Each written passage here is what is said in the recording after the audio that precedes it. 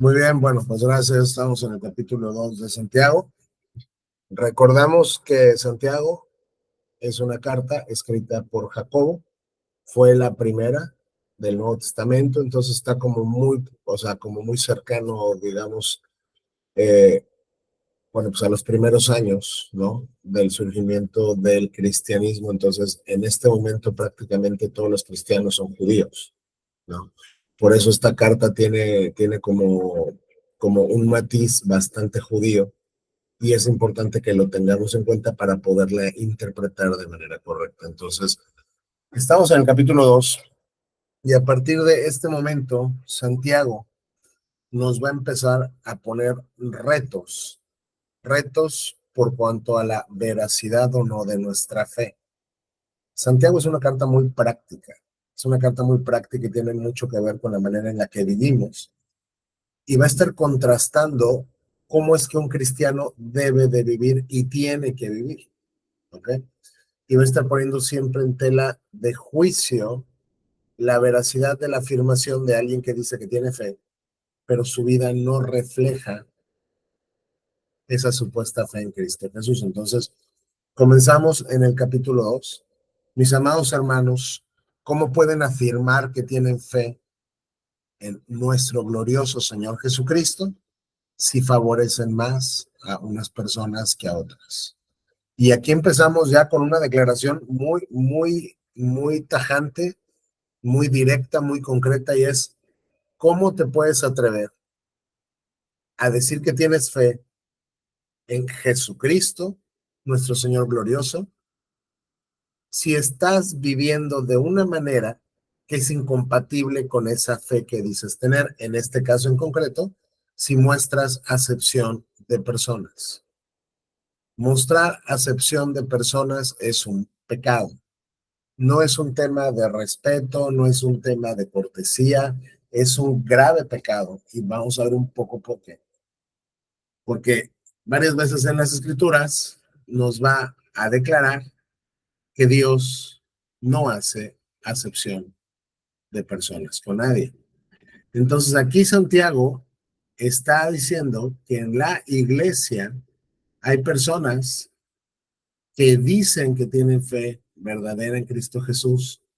Sin embargo, lo que están haciendo es mostrar favoritismo con algunas personas. Y nos pone un ejemplo concreto. Por ejemplo, supongamos que alguien llega a su reunión, que es cuando se juntan todos, digamos, vestido con ropa elegante y joyas costosas. Y al mismo tiempo entra una persona pobre y con ropa sucia. Entonces aquí te pone un escenario donde en la sinagoga, que es el término que usa cuando dice que se reúnen, recuerden, estamos al principio del cristianismo, todavía muchos iban como cristianos a las sinagogas. Si llegan, ¿no? Bueno, pues a su reunión y viene una persona rica y una persona pobre, ustedes los van a tratar diferente.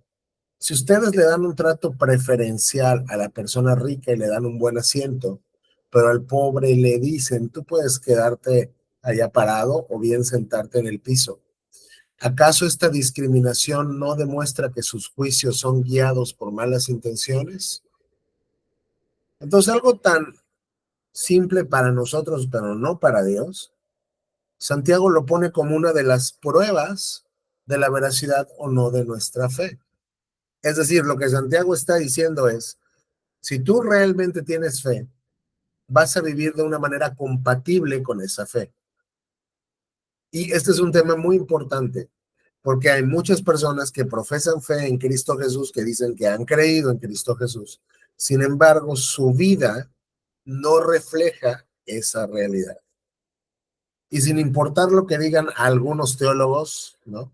Lo que la Biblia nos enseña, ya lo vimos en Romanos y fue Pablo muy claro, es que si hubo justificación, si hubo perdón de pecados, si hubo absolución de culpa, si hubo limpieza de tu maldad, Dios va a empezar a santificarte.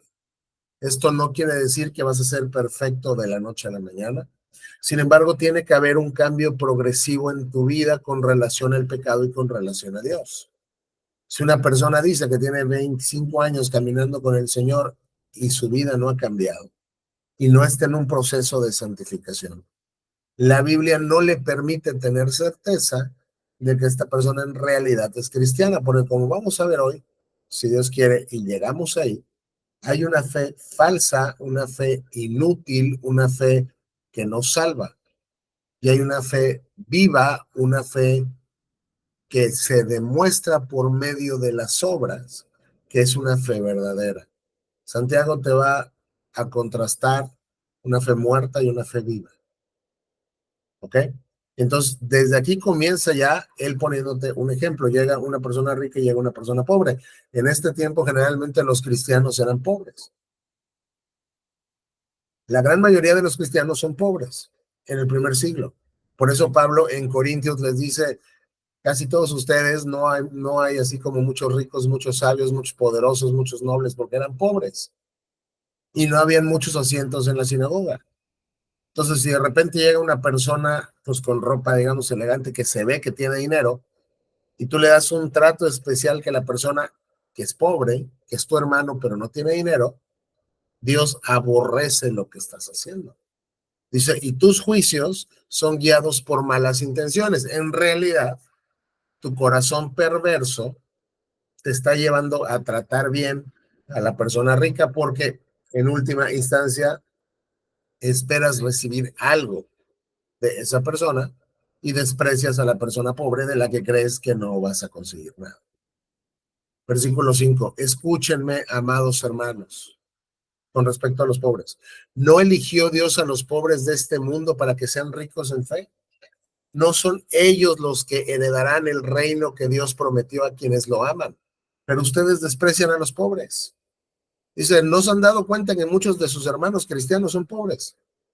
Y si no lo son, lo van a hacer porque cuando un judío se convertía en cristiano, bien podía perder sus tierras, bien podía perder su familia, bien podía perder su esposo, su esposa, su posesión, porque había persecución del lado judío hacia los cristianos.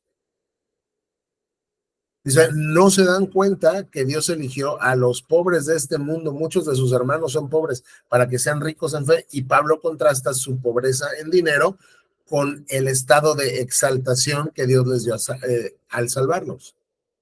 Dice, estas personas que son pobres en este mundo, que son ricos en fe, van a heredar lo que Dios prometió, son herederos de Dios, pero ustedes los desprecian. Ustedes no les dan el mismo trato que le darían a una persona rica, porque su corazón es malo. Y entonces otra vez pregunta Jacobo, ¿cómo pueden afirmar que tienen fe en nuestro glorioso Señor Jesucristo si favorecen más a los ricos que a los pobres? Dice, pero no solo ahí termina esto, ¿no? Con el desprecio que tienes por los pobres y tu favoritismo con los ricos. ¿Acaso no son los ricos quienes los oprimen a ustedes y los arrastran a los tribunales? En realidad no se han dado cuenta que los ricos tienen tanto poder que a veces se aprovechan de ustedes. ¿Y acaso no son ellos los que insultan a Jesucristo por su riqueza, por su orgullo? ¿No son ellos los que insultan a Jesucristo, cuyo nombre ustedes llevan? O sea, estas personas insultan a Cristo. Ustedes llevan el nombre de Cristo. Y ustedes los prefieren a los pobres que son sus hermanos. Dios odia, y digo, eso hay que dejarlo bien, bien claro desde este momento. Dios odia el que tú hagas favoritismo entre personas. Y digo, solo para que nos quede claro lo que les comentaba hace un momento, en 1 Corintios 1:26, recuerden, amados hermanos, que pocos de ustedes eran sabios a los ojos del mundo, o poderosos o ricos cuando Dios los llamó. En cambio, Dios eligió lo que el mundo considera ridículo para avergonzar a los que se creen sabios, y escogió cosas que no tienen el poder para avergonzar a los poderosos. Dios escogió lo despreciado por el mundo, lo que se considera como nada, y lo usó para convertir lo que el mundo considera importante en nada. En pocas palabras, si yo los veo desde la perspectiva humana, ustedes ni sabios, ni poderosos, ni ricos, ni importantes. Eran como, pues personas comunes y corrientes. Pero esa gente común y corriente que no es muy importante y no tiene nada que dar al mundo, todo esto es a la que Dios escogió para humillar a los que se creen algo. Entonces queda claro que los cristianos de este tiempo, la gran mayoría, eran pobres. ¿Hasta aquí tienen alguna duda? No. No. No. Ok. Nos quedamos en el 8. Por supuesto, hacen bien cuando obedecen la ley suprema, tal como aparece en las escrituras. Ama a tu prójimo como a ti mismo. Ustedes conocen el mandato escritural donde Dios te llama que ames a tu prójimo como te amas a ti. Dios da por sentado que te amas. Dios da por sentado que me amo. A ti mismo. Así como tú te amas, así tienes que amar a tu prójimo. Entonces, cuando son conscientes de este mandamiento, ¿no? Y entienden que es una orden de ley suprema de Dios. Eso es muy bueno. O sea, es bueno cuando lo quieren obedecer. Pero les voy a mostrar una manera de romper este mandamiento. Pero si favorecen más a algunas personas que a las otras, cometen pecado. Son culpables de violar la ley. El simple hecho de tratar con favoritismo por alguna situación de dinero, de raza, de estatus, de poder, de lo que quieras. El simple hecho de tratar con favoritismo a una persona con perjuicio de otra te hace culpable de no amar a tu prójimo, entonces te hace culpable de violar la ley. O sea, como les comentaba al principio de todo esto, no es como que es un tema de cortesía con los demás. En realidad es un pecado. Tú violas la ley, yo violo la ley cuando hacemos favoritismo entre las personas. Pues el que obedece todas las leyes de Dios menos una, vamos a suponer que tú fueras capaz de obedecer toda la ley que Dios ya dio en la palabra, todos los mandatos de la escritura, tú tienes el poder de cumplirlos. Y si tú obedeces todas las leyes de Dios, pero te falta una, eres tan culpable como el que las desobedece todas.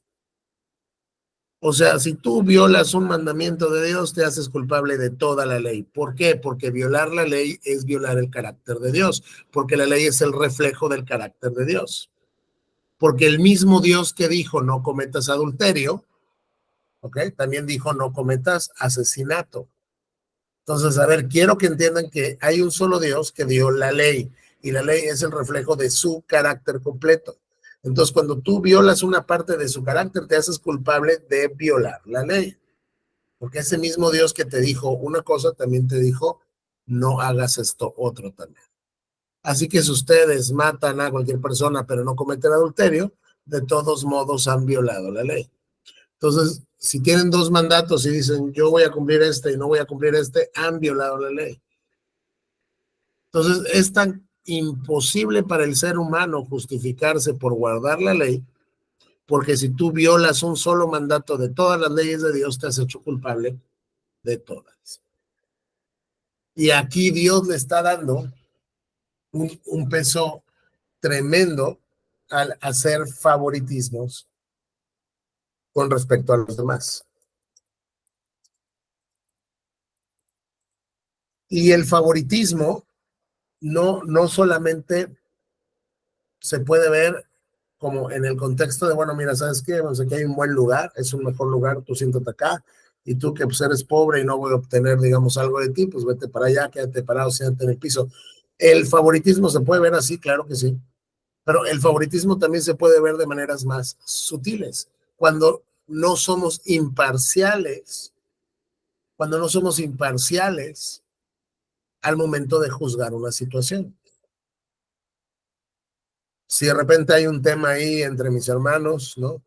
Y hay uno que es mi amigo, que es mi brother y todo, y me están contando qué está pasando y cada quien tiene, bueno, pues su versión. Si yo favorezco de manera como implícita el que es mi amigo por encima del que no es tan mi cuate, estoy haciendo lo mismo, estoy mostrando favoritismo y estoy pecando. Porque Dios de ninguna manera hace acepción de personas y ya lo vimos en Romanos. Pues Dios no muestra favoritismo. Aquí te está hablando de gentiles y judíos, ¿no? O sea, de todo el mundo dice Dios no muestra favoritismo. Entonces, lo que Santiago nos quiere preguntar es, si ustedes están viviendo de esta manera con algo, tal vez para tus ojos tan pequeño como mostrar favoritismo, ¿cómo te atreves a decir que tienes fe en nuestro glorioso Señor Jesucristo? No es como que empezó diciendo, ¿cómo te atreves a decir si tienes fe? No, digo que tienes fe en Cristo y, por ejemplo, llegas y matas, ¿no? ¿Cómo te atreves a decir que tienes fe en Cristo y cometes adulterio? ¿Cómo te atreves a decir que tienes fe en Cristo y no te mencionó un pecado así como que muy, muy grave, digamos, a la vista? Simplemente te dijo, ¿cómo te atreves a decir que tienes fe en Cristo Jesús si favoreces más a unas personas que a otras? Entonces, lo que nos está diciendo Dios en esta epístola es que el cristiano está llamado a vivir de manera concordante con la fe que dice y afirma tener.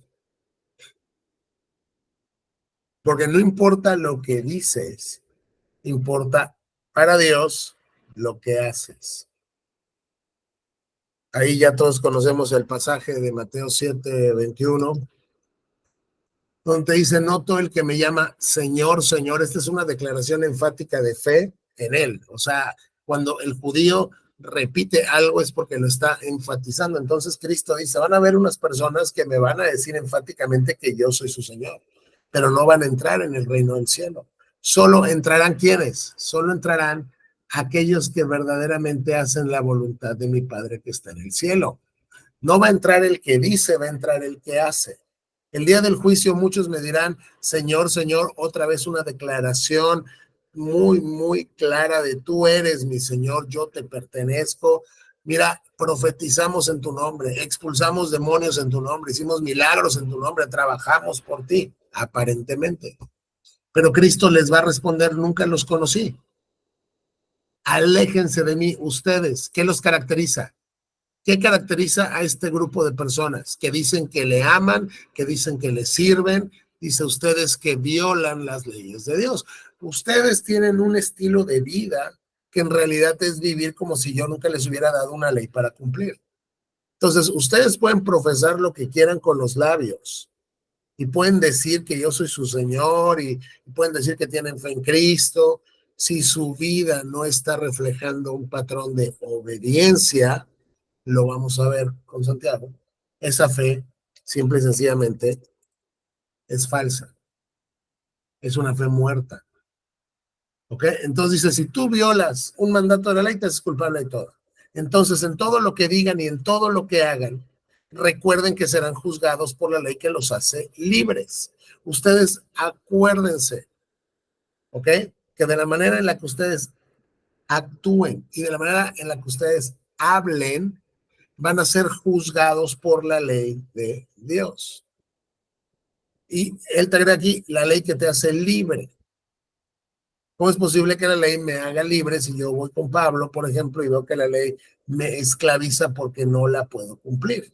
Pero al final del día, cuando sistematizas, esta ley es la que te lleva al estado de desesperación, de entender que tú no te puedes justificar por tus obras, por el cumplimiento de la ley, y te guía entonces, como dice Pablo en Gálatas, a Cristo como un tutor, como un maestro, la ley te guía a Cristo para que seas libre de la maldición de la ley, aunque sigues con la obligación de cumplir la ley, no para justificación, sino porque tu padre te manda que cumplas los mandatos que él te dio. ¿Ok? No habrá compasión para quienes no hayan tenido compasión de otros. Pero si ustedes han sido compasivos, Dios será misericordioso con ustedes cuando los juzgue.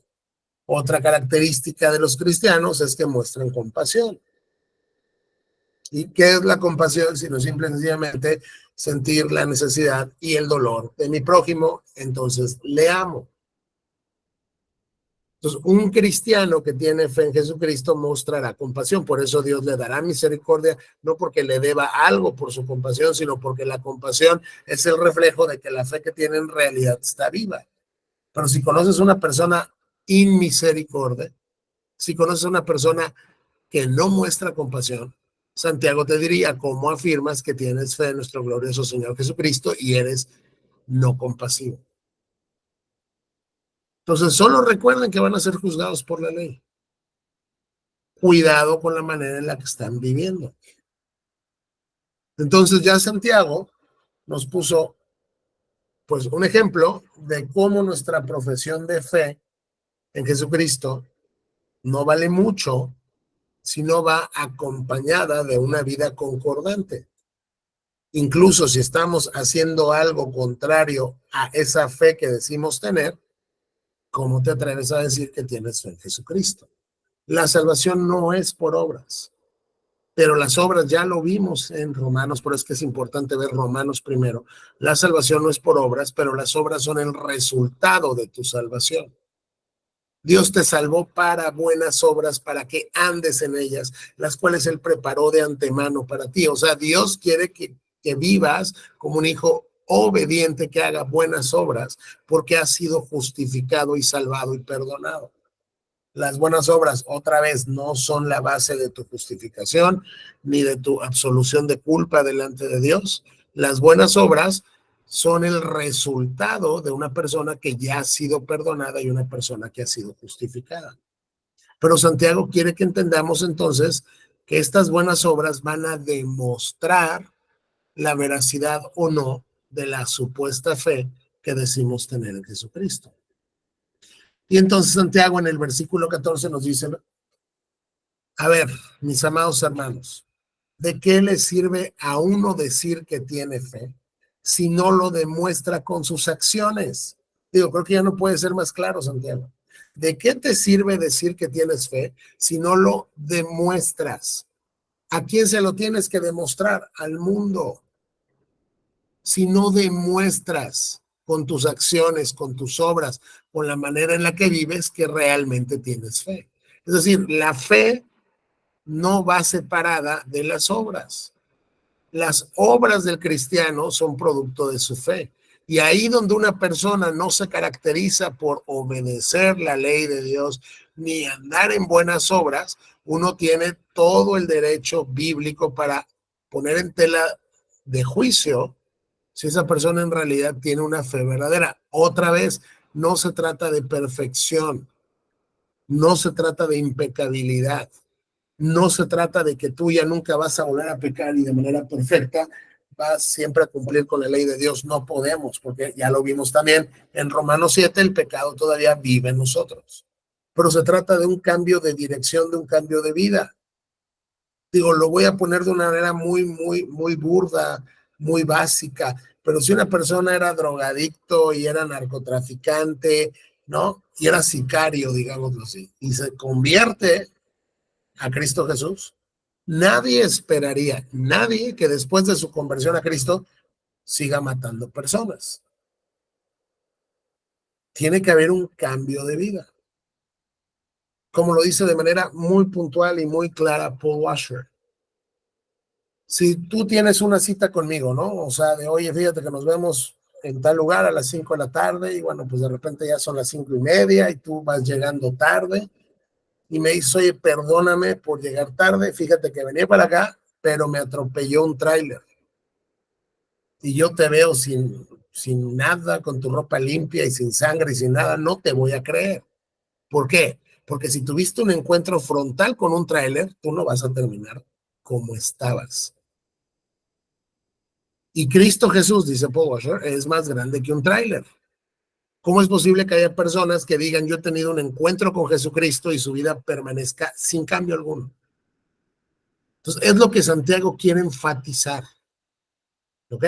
Dice, ¿de qué le sirve a uno decir que tiene fe si no lo demuestra con sus acciones? Y luego nos dice algo bien grave, ¿puede esa clase de fe salvar a alguien?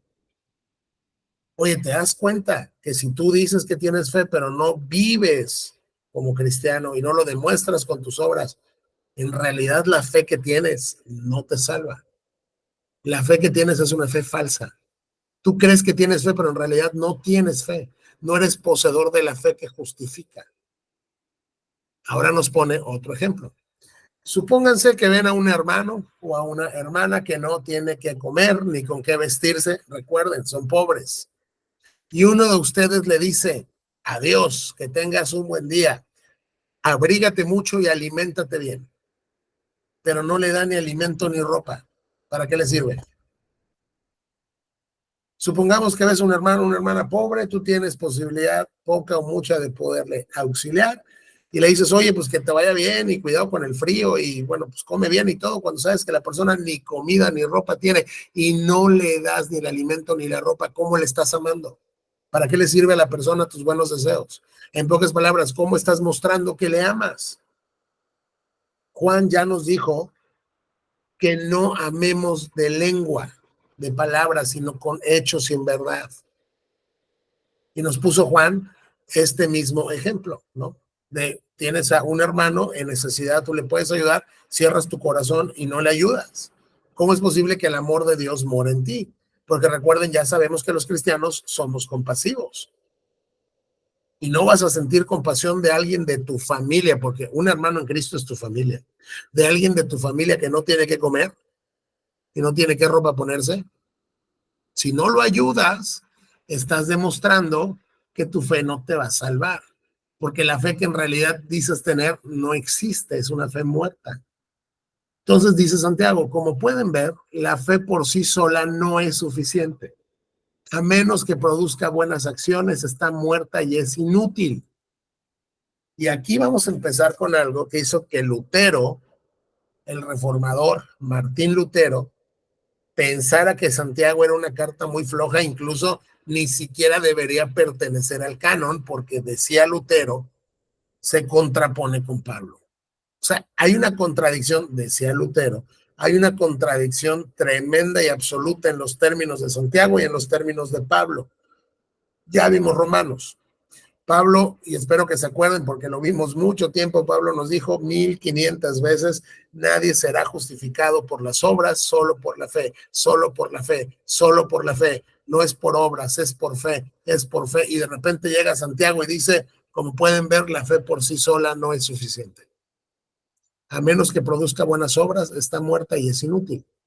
En realidad no hay una contradicción entre los dos autores inspirados. Simplemente tenemos que interpretarlo en su contexto y es lo que vamos a hacer en este momento si el Señor nos lo concede. Pero aquí hay una declaración muy corta, muy tajante, muy absoluta y es, si tu fe no produce buenas obras, está muerta y es inútil. Inútil quiere decir que no sirve para nada y no tiene ningún valor. Está muerta quiere decir que no está viva. Es una fe cadavérica. Es una fe que no salva. Si tu fe no se traduce en buenas obras, tu fe está muerta. Otra vez, si tu fe no se traduce en buenas obras, esa fe que tú dices que tienes no existe. Tú te estás engañando solito. A Dios no lo engañas, pero tú a ti te estás engañando. A menos que esa fe que tú dices tener se refleje por medio de una vida de obediencia a la palabra de Dios y entonces produzcas buenas acciones. Ahora bien, 18. Alguien podría argumentar, algunas personas tienen fe, otras buenas acciones. Dice, bueno, pues es que tal vez hay gente que diga, bueno, es que este es justificado por la fe, este es justificado por las obras. No, así no funciona. Porque dice, pero yo les digo, ¿cómo me mostrarás tu fe si no haces buenas acciones? Otra vez, la fe se demuestra y esa palabra es clave para el problema que Lutero no resolvió. La fe se demuestra por medio de las buenas acciones.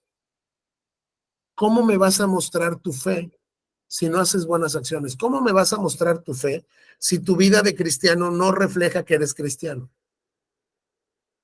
Y aquí otra vez no me estoy refiriendo a lo que ya vimos en Romanos 14, de donde hay cosas que hay cristianos que creen que son pecado y otros no, y cada quien tiene libertad. No, aquí nos estamos refiriendo a la ley de Dios, a lo que Dios sí claramente nos mandó, nos prohibió.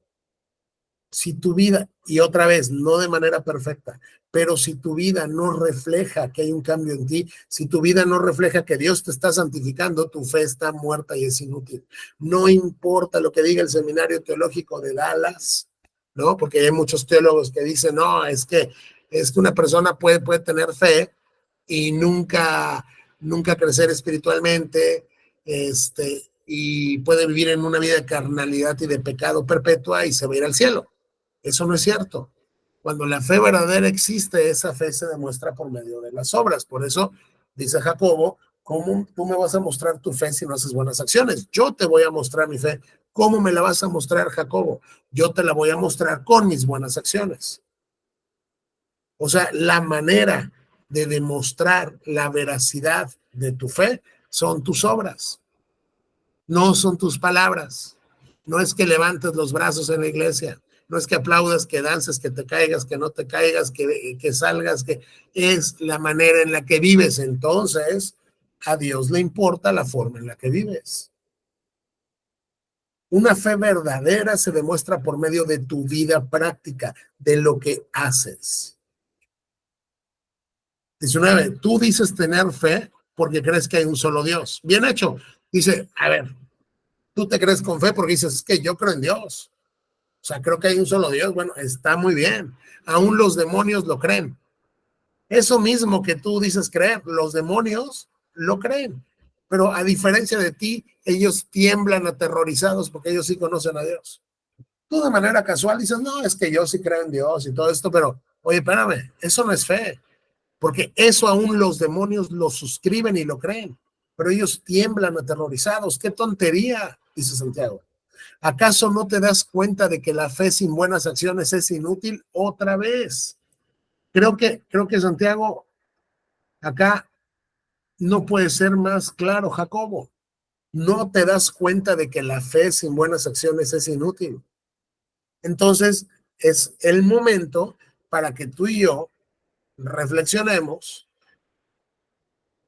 ¿Realmente mi vida muestra que tengo fe? Es lo que Pablo te dijo allá en Corintios, examínese cada uno a sí mismo para ver si está en la fe. Es decir, tiene que existir una evidencia objetiva de que tienes fe en Cristo Jesús. Y eso se va a demostrar por la manera en la que vives. Y entonces aquí comienza el pasaje donde Lutero se peleó con Santiago y le dijo, no, espérame, digo, esto está pésimo, esto está como muy, muy mal. Porque dice, ¿no recuerdas que nuestro antepasado, el patriarca Abraham, fue declarado justo ante Dios por sus acciones cuando ofreció a su hijo Isaac sobre el altar? Y entonces aquí Lutero dijo, oye, espérame, estás equivocado, Santiago, tú, Jacobo, porque la Biblia no dice que el patriarca fue declarado justo ante Dios cuando sacrificó a su hijo, sino cuando creyó. Eso lo dice Génesis y eso lo dice Pablo en Romanos. Y Santiago lo entiende porque te lo dice aquí abajito.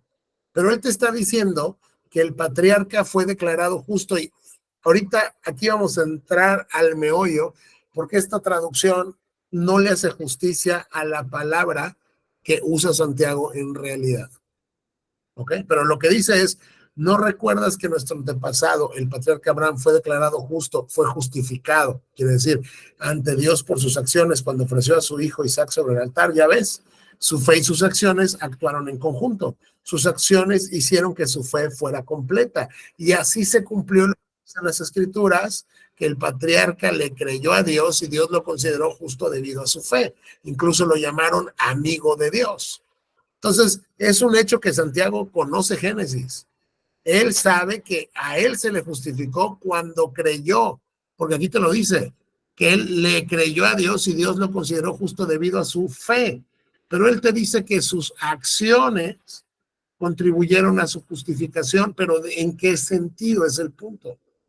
Y entonces dice Santiago, como puedes ver, se nos declara justos a los ojos de Dios por lo que hacemos y no solo por la fe. Y aquí Lutero ya explotó, dijo, no, esto definitivamente no es inspirado, esto está totalmente contrario a lo que Pablo ya nos dijo en muchas ocasiones. Vamos rapidísimo allá a Romanos, debe ser 4, así es. Entonces, básicamente aquí cito otra vez Génesis, que le creyó, y es lo mismo que cita Santiago, le creyó el patriarca, vamos a Dios, y Dios consideró al patriarca justo debido a su fe, y dice, cuando la gente trabaja, el salario que recibe no es un regalo, sino lo que se ha ganado, pero la gente no es considerada justa por sus acciones, sino por su fe en Dios, quien perdona a los pecadores. Y este es solo un ejemplo, porque hay muchísimos en Romanos, pero vamos a centrarnos en este. La gente no es considerada justa por sus acciones, sino por su fe en Dios, quien perdona a los pecadores,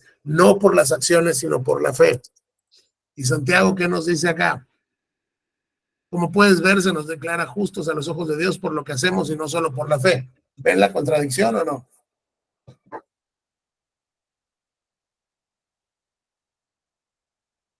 Hola, hola. Sí.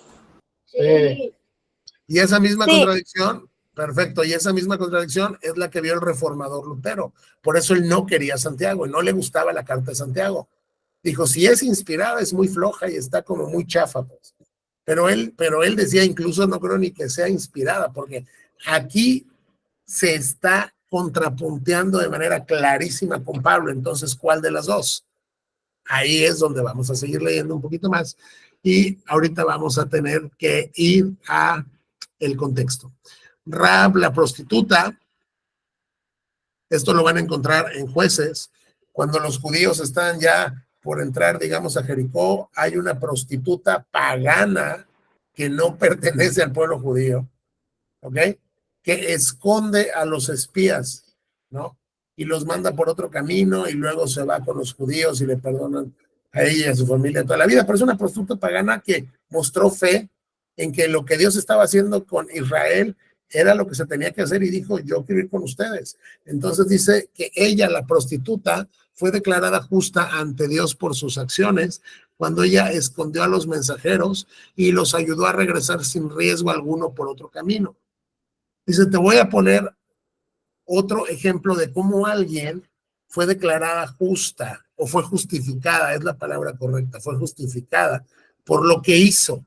Fíjate que ella, bueno, se escondió a los mensajeros, o sea, bueno, que fueron a Jericó, digamos, a ver cómo estaba todo, que los mandó Josué, ella los escondió y los ayudó a regresar sin riesgo alguno por otro camino y no permitió que los de su ciudad les mataran. Entonces, por lo que ella hizo, por sus acciones, fue declarada justa, fue justificada. El patriarca, por lo que hizo, por sacrificar a su hijo en el altar cuando Dios le dijo, fue declarado justo. Pero esto, como dice el reformador, se contrapone completamente con lo que dice Pablo. Entonces, así termina Santiago, así como el cuerpo sin aliento está muerto, así también la fe sin buenas acciones está muerta. Y para culminar con su argumentación, nos dice, piensa en un cadáver, ¿ok? Un cuerpo sin espíritu está muerto. O sea, le puedes patear, puede hacer nada, no, o sea, está muerto, no tiene vida, no hace nada, no funciona. De la misma manera, la fe sin buenas acciones es cadavérica, está muerta, de nada sirve, es falsa, no funciona. Entonces, ¿a qué se refiere Santiago cuando me dice que se nos justifica por lo que hacemos y no solo por la fe? Entonces, ahí es donde tenemos que recordar que el contexto que Santiago tiene no es el mismo que tiene Pablo. Y tenemos que recordar que las palabras tienen diferentes acepciones. Y tenemos que recordar que la manera en que un autor usa una palabra no necesariamente se tiene que reflejar en la forma que otro la usa. Y para darnos cuenta cómo es que es, o sea, cómo es que es más probable que Jacobo esté usando esa palabra, tenemos que revisarlo a lo que le queda más cerca en el tiempo, que son los evangelios. ¿Ok? Esta palabra, vamos, aparece en ciertas ocasiones en los evangelios.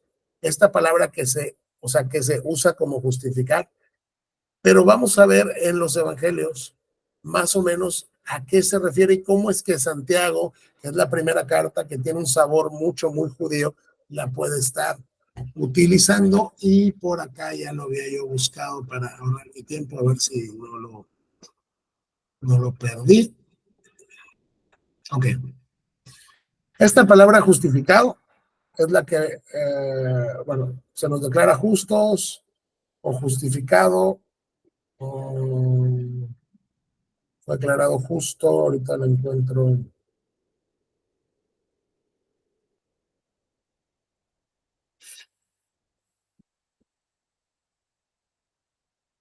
Considero justo, aquí está, vamos a estudio de palabra. Un momentito, ¿dónde está? Estudio de palabra. Bueno, acá lo tengo ya, entonces nada, lo voy a bajar. Yo no quería aquí como que taparles el texto bíblico, pero lo voy a bajar. ¿Ok? Esta palabra que Santiago usa es la misma que se usa, por ejemplo, en Mateo 11:19. Y vamos a ver en qué sentido se puede interpretar. Aquí Jesús está, bueno, pues regañando a la gente, o sea, porque dice que no creyeron ni en él ni en Juan el Bautista, cuando eran totalmente distintos. Juan era una persona que vivía en el desierto y solo comía miel y saltamontes, y él sí iba pues, a las fiestas y comía, ¿no? Dice, Dios les mandó a una persona como muy ascética y una persona como muy sociable, y a ninguna le creyeron. Pero la sabiduría es justificada por sus obras, o en la Reina Valera dice por sus hijos. Básicamente lo que Cristo está diciendo es que se va a demostrar que esto que hizo Dios es sabio cuando se vean los resultados. Pero entonces aquí justificar cómo se está utilizando, como que la sabiduría será como declarada justa o declarada sin culpa por sus obras, o cómo se les ocurre que se está usando aquí el término justificar.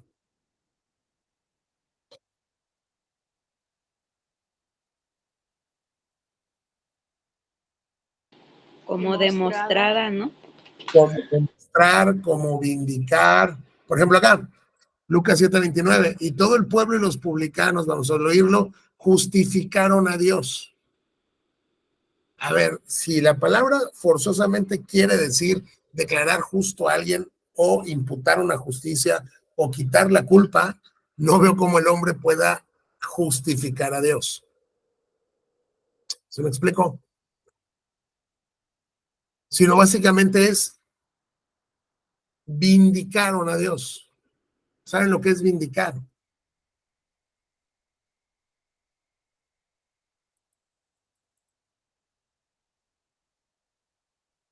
¿Saben lo que es vindicar? No. Vindicar es lo mismo que defender, es lo mismo que reivindicar. Por ejemplo, allá en Romanos, cuando Pablo nos dijo que Dios durante mucho tiempo, él pasó por alto todos los pecados de las generaciones pasadas porque los iba a castigar después en Jesús, en el futuro. Espero que se acuerden que ya o sea, bueno, que lo checamos. Dice, porque de esta manera la justicia de Dios es vindicada, es demostrada, es defendida. ¿Me explico? Entonces, justificar ciertamente se refiere a quitar la culpa, a declarar justo, pero esta palabra, que es la que se usa acá, se las iba a mostrar también. Es que tengo un buen de pantallas aquí, en un segundo. Esta palabra, ahorita estoy en Santiago 2:19.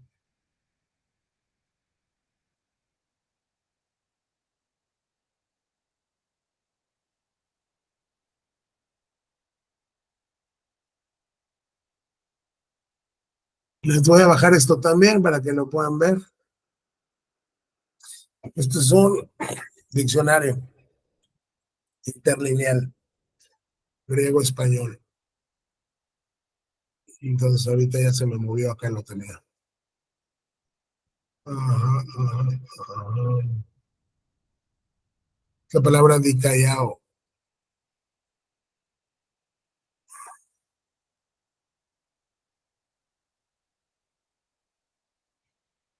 Aquí está. Es la palabra dikaiao, que quiere decir justificar, perdonar, es justificado, pero también, si lo entiendemos un poquito, digamos, al inglés, dice que esta palabra se usa también para demostrar que algo es correcto moralmente, para mostrar que algo, para probar que algo es lo correcto. ¿Ok? Es otra vez vindicar, defender, demostrar. Entonces, no podemos usar la palabra que usa Santiago y darle la misma acepción que le da Pablo, porque están hablando de cosas diferentes, incluso lo sabemos porque Santiago acá está citando el mismo versículo que citó Pablo. O sea, él no tiene ningún problema en demostrar que la justificación es solo por la fe. Dice que solamente el patriarca le creyó a Dios y Dios lo consideró justo debido a su fe y lo llamaron amigo de Dios. Entonces, él cita el pasaje que Pablo cita de Génesis para demostrar que él fue declarado justo por su fe. Sin embargo, fueron sus obras las que vindicaron o demostraron que su fe era real, que es el punto de todo lo que Santiago nos está diciendo desde este versículo. ¿Me explico? O sea, ¿cómo vas a mostrar que tu fe es verdadera? Muéstramela por medio de tus obras. Aquí está. Yo te mostraré mi fe con mis buenas acciones. ¿Cómo vas a demostrar, cómo vas a vindicar tu fe? Por medio de tus buenas acciones. Entonces, aquí el uso que Santiago vamos a hacer de esta palabra es en el sentido de demostrar, de vindicar, y no es en el sentido que Pablo la usa de absolver de culpa. Pero como Lutero, bueno, tampoco era, bueno, pues perfecto, él tuvo que traducir toda la Biblia, ¿no? Y él estaba como tan en contra de lo que Roma estaba enseñando, que era salvación por los méritos de Cristo y los tuyos, que él no pudo entender porque no vio, o sea, vamos, esa manera de interpretar a Santiago en su contexto inmediato, que son los evangelios. Entonces él no pudo entender cómo es posible que él dijera aparentemente algo que se contraponía con Pablo, pero en realidad, o sea, pero la realidad es que no es así. Por algo es que Santiago sigue en nuestras Biblias como un libro inspirado y no hay absolutamente ninguna contradicción. Porque la manera en que Santiago usa justificar no es el mismo sentido en el que Pablo lo usa. Entonces se complementan. Pablo lo que está diciendo es Dios te declara justo, Dios te absuelve de culpa cuando crees y tú demuestras que esa fe es verdadera cuando actúas. Que es o sea, que es el argumento que Santiago tiene en todo, vamos, en todo este capítulo. Por eso te dice que la fe sin buenas acciones es inútil y que la fe sin buenas acciones está muerta y que tú debes mostrar tu fe por tus buenas acciones.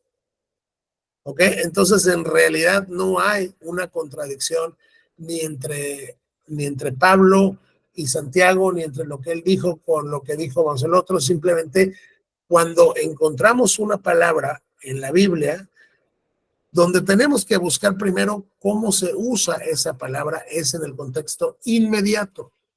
Y luego ya te vas creciendo a los libros que están alrededor. En este caso es, este libro está mucho más pegado a los evangelios que a las epístolas paulinas. Entonces, la forma en la que el judío está, digamos, usando esta palabra es más acorde a cómo se usa en los evangelios que al uso que después Pablo posteriormente viene y le da, que al final la palabra significa las dos cosas. Lo quiero dejar bien claro, ¿no? O sea, no es como que no signifique las dos cosas, sino en realidad sí significa las dos cosas. ¿Ok? Y aquí se los voy a bajar. No quería llenar la pantalla de tantas cosas, pero aquí se los voy a bajar. Y aquí pueden ver que es o justificar, o corregir, o mostrar justicia, dikaiao o vindicar, que es el paralelismo en hebreo. ¿Ok? Entonces, en realidad no hay ninguna contradicción, y lo que sí hay es una manera en la cual Dios nos muestra que nosotros debemos evaluar nuestra fe. No se trata de que tus obras te van a justificar. Se trata de que si tú realmente fuiste justificado porque posees una fe verdadera, eso se demostrará en buenas acciones. O sea, en pocas palabras, si eres cristiano, vas a vivir como cristiano. Si dices que eres cristiano y vives como el mundo, no eres de Cristo. Y por eso es que la próxima vez que nos veamos, si Dios quiere, vamos a entrar al capítulo 3, porque ya que Santiago sienta esta base de que tu fe se demuestra por tus obras, y ya te habló de que no trates con favoritismos a unas personas contra las otras, de que muestres compasión, todo esto, ahora te va a hablar de algo bien importante y bien difícil que se llama la lengua. Si eres cristiano, tu lengua va a ser la lengua de un cristiano. Si dices que eres cristiano y tu lengua es la lengua de un impío, en pocas palabras, si eres cristiano y usas tu lengua para destruir, para insultar, para pelear, para gritar, en lugar de para bendecir a Dios, tu fe está muerta, tu fe es falsa. No se refiere otra vez a que nunca vas a pecar de esta manera, no, pero sí se refiere a que si hay un patrón en tu vida, un patrón, una manera normal de conducirte que se caracteriza por no controlar tu lengua, entonces examina tu vida y examina la fe que dices tener, porque si es algo que te caracteriza y han pasado años y no has tenido ningún progreso, y en realidad cada vez que te enojas explotas y gritas y dices y maldices y todo, ten cuidado, porque muy probablemente tu fe, esa fe que dices tener, esté muerta, y tú no seas cristiano, no seas cristiana, y tú en realidad no vayas camino a la gloria del Señor, vayas camino al infierno. Otra vez, y digo, y lo dejo bien claro porque aquí hay como un balance en lo que la Biblia nos presenta. No se trata de impecabilidad. ¿Vas a pecar con tu lengua? Sí, claro, tú, yo y todos. Pero una cosa es pecar y te arrepientes, todo esto, y otra que el patrón de tu vida sea este, y que no tengas victoria por medio de Cristo en esto. Entonces, para terminar, porque ves que la gente pregunta, oye, ¿y qué tan santo tengo que ser de manera práctica? Cada cristiano está en un proceso de santificación diferente. Cada cristiano tiene batallas diferentes. Cada cristiano batalla con pecados diferentes. Lo único que te voy a decir, o sea, que es lo que la Biblia te dice, es tienes que crecer en santidad. ¿Cómo? ¿Qué tan santo debo ser? Por lo menos más santo que hace 3 años. Y en 6 años debería ser más santo de lo que eres hoy. O sea, hay un progreso.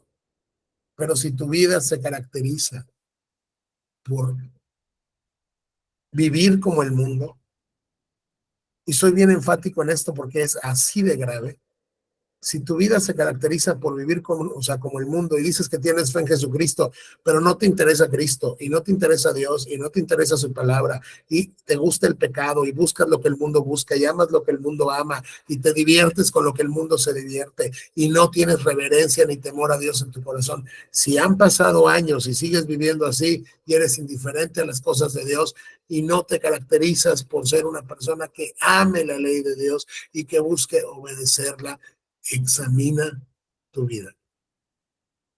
y no a la luz de lo que diga ningún teólogo. Mírala a la luz de las escrituras, las cuales creo son muy claras. No hay cómo malinterpretes esto. O sea, no hay cómo malinterpretes las declaraciones tan tajantes, tan concretas de Jacobo. Porque el verdadero riesgo es que estés engañado, que estés engañada, y que al despertar en la muerte estés en un lugar donde no pensabas estar.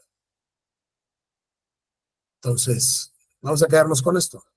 Muéstrame tu fe por tus obras. Porque si tu fe no tiene buenas obras, está muerta. Entonces, terminamos diciendo la fe viva, la fe verdadera, la fe que salva, la fe que no es inútil, es una fe que se demuestra, se vindica, se defiende por medio de tu conducta, por medio de tus buenas obras. Entonces, nos vamos a quedar, si Dios quiere, aquí y le seguimos la próxima semana. ¿Alguien tiene alguna pregunta, duda, comentario? No. No. Muy bien, entonces voy a concluir con la grabación un momento, por favor.